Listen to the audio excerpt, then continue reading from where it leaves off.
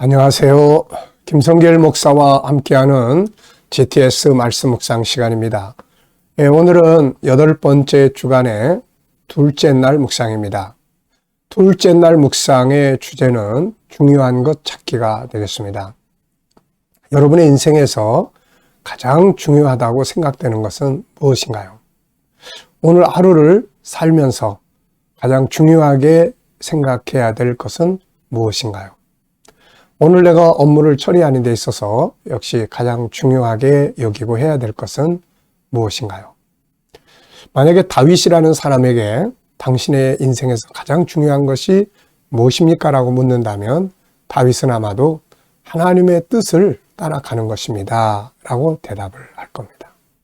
그래서 그는 사울을 죽일 수 있었음에도 불구하고 그것이 하나님 뜻이 아니라는 걸 알고 또 도망치기 시작을 했고, 왕이 되고 난 뒤에도 하나님이 주신 환경들을 참 부여하고 참 목동이 왕이 됐는데 그 속에서 이것들을 내게 주신 하나님의 뜻은 뭘까? 이걸 먼저 생각했던 사람이죠. 그래서 하나님이 다윗을 무척 기뻐하셨던 것 같습니다. 자, 오늘 우리도 오늘 하루 살면서 뭐가 제일 중요한지 한 번쯤 생각해 보시고 살아보시기 바랍니다. 자, 오늘도 그러면은 먼저 그림을 정리하겠습니다. 자, 이번 주간의 묵상은 이제 전신갑주입니다. 그래서 어제는 첫째 날은 우리가 이 전신갑주를 입은 군인의 모습을 살펴봤습니다. 이제 오늘부터는 이것을 하나씩 이제 이렇게 그 무장해야 될 내용 하나를 우리가 정리를 해보겠습니다. 자, 오늘 여기 올려진 그림은 검입니다. 검. 전신갑주로 무장해야 될 내용 중에 하나가 성령의 검을 가져라. 다른 건 다 방패예요. 그런데 방어적인 무기들입니다. 근데 이것은 공격적 무기예요. 성령의 검. 네. 그래서 이걸 보고 느끼는 것들을 이제 정리를 해보면 되겠습니다. 자, 먼저 제목을 정하고 느끼는 것들을 이야기해 보겠습니다. 자, 저는 제목을 승리의 검 이렇게 적어봤고요. 의미는 이렇게 적었습니다. 말씀의 검이 날카로워야 된다.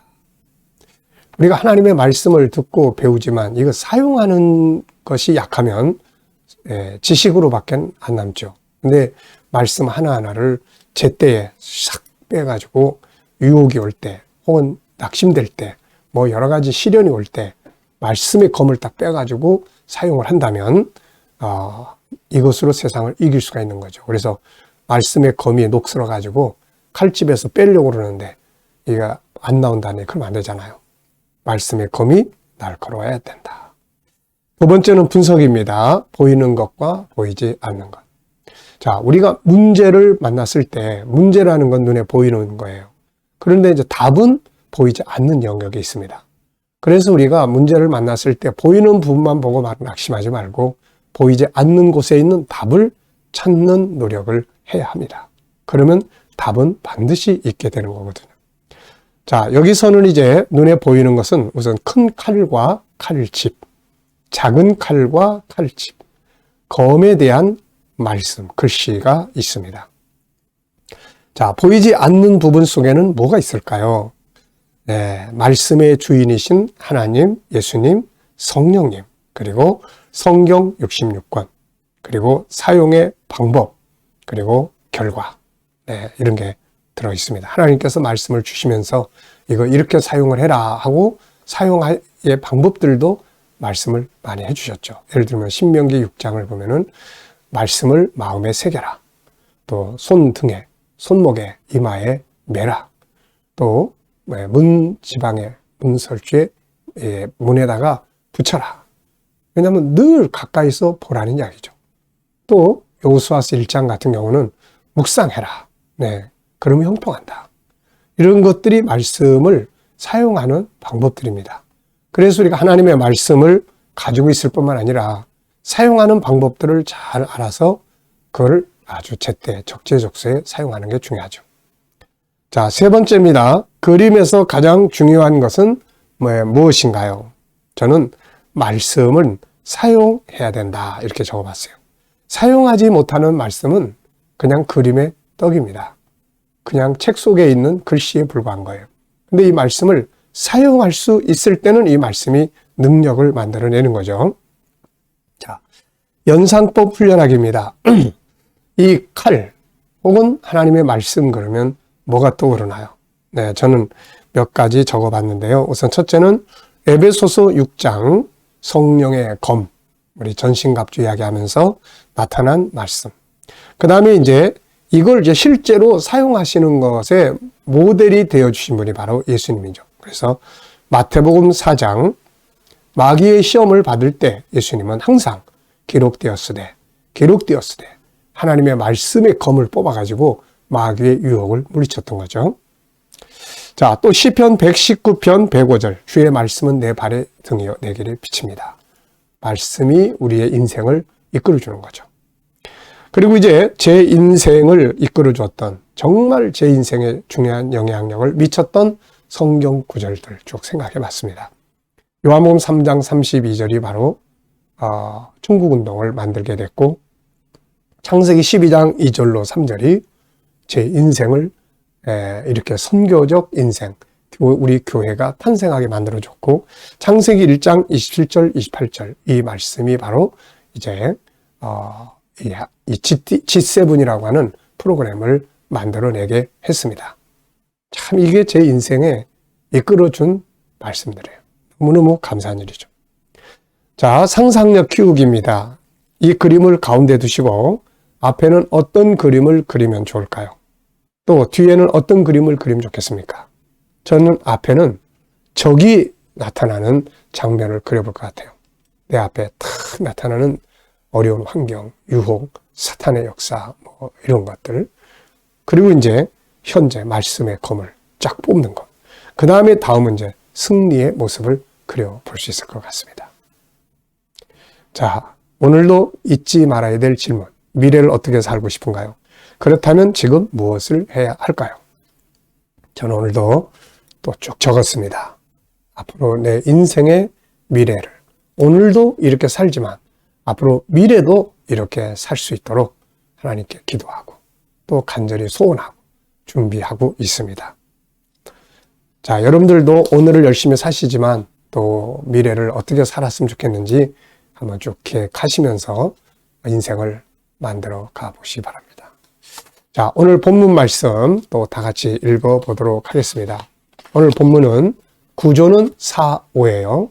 앞에는 전신갑주를 입어야 한다고 하고 있고 뒤에는 입어야 될 전신갑주의 내용 총 7가지의 내용을 설명을 하고 있죠. 자, 읽어보겠습니다. 끝으로 너희가 주 안에서와 그 힘의 능력으로 강건하여지고 마귀의 간계를 능히 대적하기 위하여 하나님의 전신갑주를 입으라. 우리의 씨름은 혈과 육을 상대하는 것이 아니요 통치자들과 권세들과 이 어둠의 세상 주관자들과 하늘에 있는 악의 영들을 상대함이라. 그러므로 하나님의 전신갑주를 취하라. 이는 악한 날에 너희가 능히 대적하고 모든 일을 행한 후에 서기 위함이라. 그런즉 서서 진리로 너희 허리띠를 띠고 의의 호신경을 붙이고 평안의 복음이 준비한 것으로 신을 신고 모든 것 위에 믿음의 방패를 가지고 이로써 능히 악한 자의 모든 불화살을 소멸하고 구원의 투구와 성령의 검 곧 하나님의 말씀을 가지라.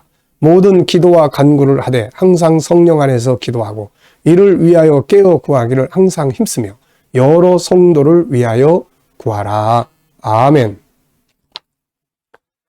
자, 어제와 오늘 감사한 것들 이렇게 쭉 적어 보시기 바랍니다. 어제 감사했던 것들, 또 오늘 감사한 것. 자, 1번 질문 보겠습니다. 오늘의 주제는 중요한 것 찾기예요. 본문 전체에서 가장 중요한 것은 무엇인가요?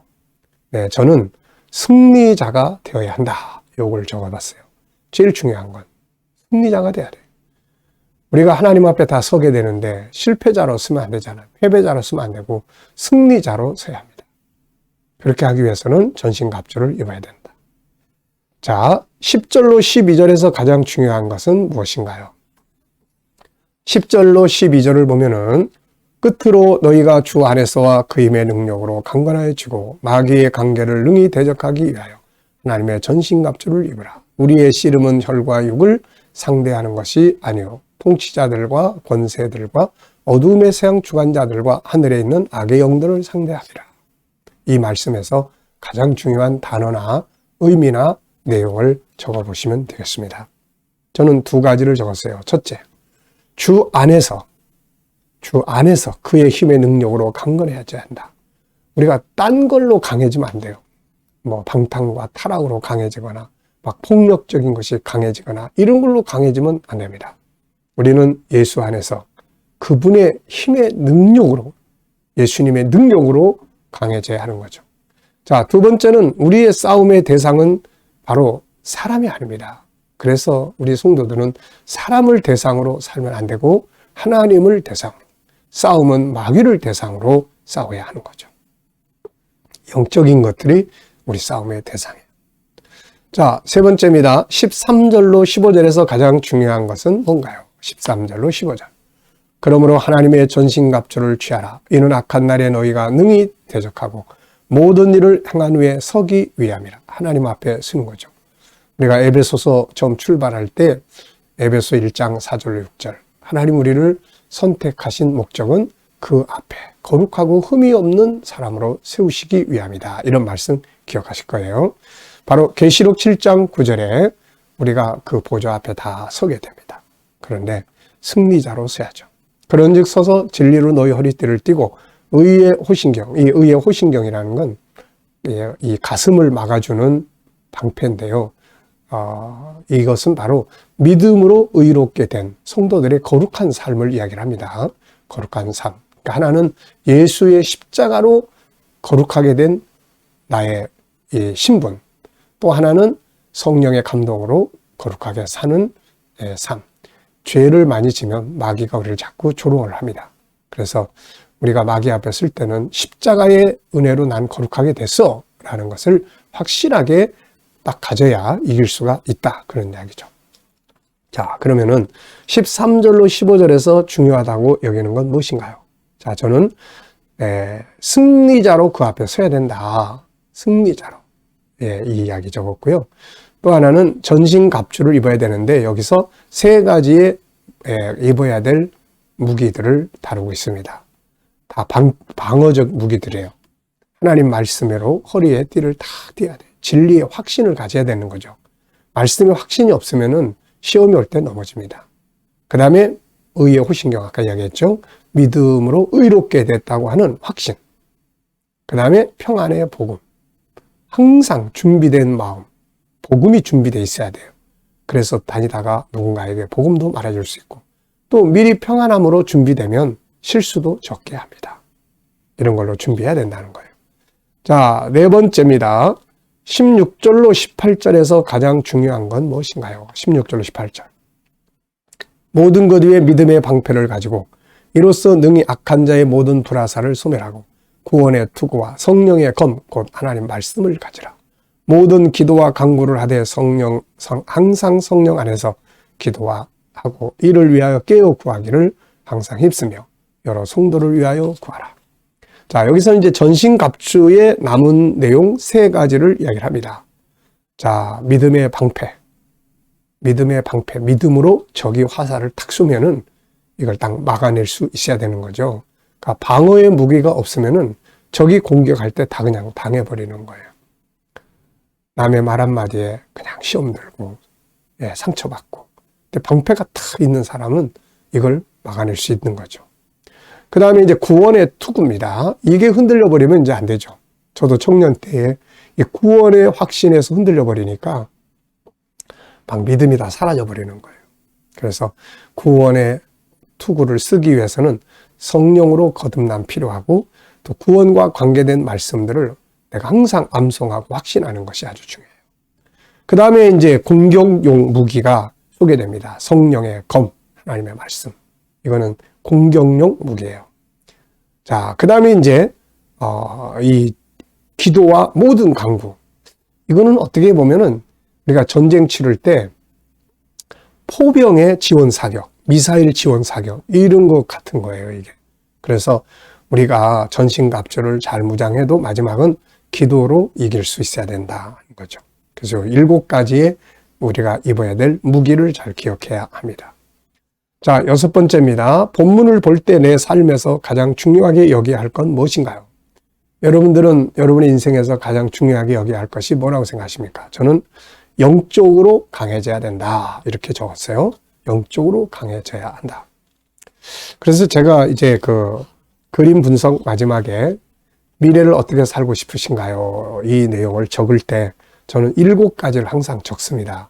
그렇게 살고 싶거든요. 7가지.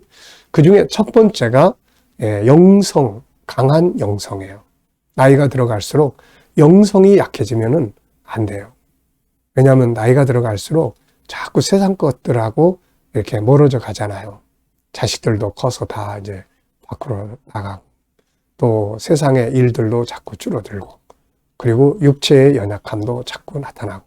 그러니까 이런 것들이 자꾸 마음을 우울하게 만들고 서운하게 만들고 또 그렇게 되는 거거든요. 그래서 나이가 들어갈수록 하늘 지향 쪽으로 살아야 됩니다. 하나님 지향 쪽으로 살아야 돼요. 하버드 대학교의 그 철학 교수 윌리엄이라고 하는 이 교수가 데일 카네기라는 사람한테 이제 자기 편지를 써서 보내면서 거기에 이런 글을 써요.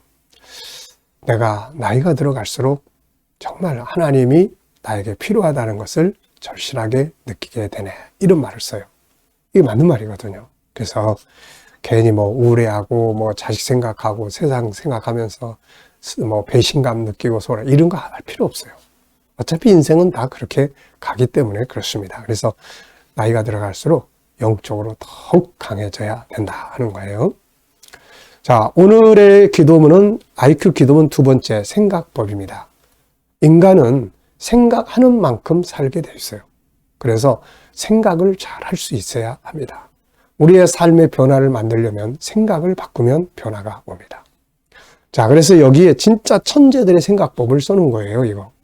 그래서 이 내용들을 더 구체적으로 정리해 놓은 책이 제가 써놓은 책이 2권이 있습니다. 그래서 이 생각하는 방법에 대해서 2권을 좀 읽어보시면 아주 도움이 될 수 있어요. 전체 생각법, 새로운 것과 숨겨진 것 찾기 생각법, 유기적 생각법, 다양성 생각법, 본질적 생각법, 능동적 생각법, 영적 생각법, 통합적 생각법. 브레인스토밍은 자유 생각법이에요. 자유적인 생각법. 어떤 주제를 하나 놓고 다양하게 자유롭게 생각하는 방법입니다. 오늘도 문제가 있다면 그걸 이길 수 있는 생각으로 생각을 바꾸어 보십시오. 패배적인 생각에서 벗어나서 승리자로서의 생각을 가져보시기 바랍니다. 자, 오늘의 과제는 중요한 순서대로 하루 일과를 정해보고 살아가는 겁니다. 자, 오늘도 묵상하겠습니다. 하루에도 몇 번씩 이 묵상은 하셔야 돼요. 그래서 영감을 얻어서 세상을 살아야 합니다. 자, 묵상하겠습니다. 눈을 감으시고 본문을 한번 쭉 기억해 보시면서, 그리고 오늘 내가 만날 사람, 해야 될 일들, 그런 다음에 주님께 묻습니다. 오늘 이 사람 만나면 무슨 말을 하면 좋을까요? 주님이라면 어떤 말을 하시겠습니까? 또 오늘 이 일을 해야 되는데 어떤 자세로 하면 좋을까요? 자, 그리고 기다려 보시면은 떠오르는 것들이 있어요. 생각, 또 말씀, 지혜, 감동 이런 거예요. 그래서 이 영감을 가지고 오늘도 사시기 바랍니다.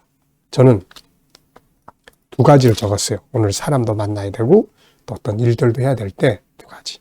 친절과 담대함으로 하자. 이게 이제 저한테 주시는 오늘 영감입니다. 여러분들도 받으신 영감을 가지고 오늘 살아보시기 바랍니다. 굉장히 힘이 있어요. 자, 기도하고 마치겠습니다.